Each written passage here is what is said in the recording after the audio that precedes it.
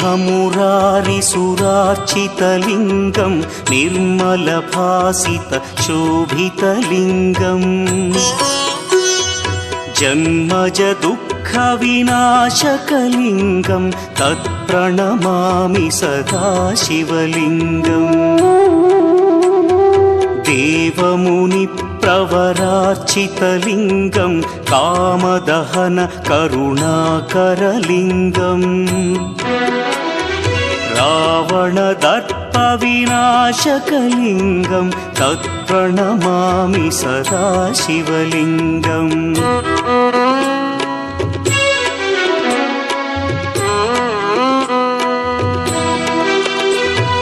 सर्वसुगन्धसुलेपितलिङ्गं बुद्धिविवर्धनकारणलिङ्गं सिद्धसुरासुरवन्द्यलिङ्गम्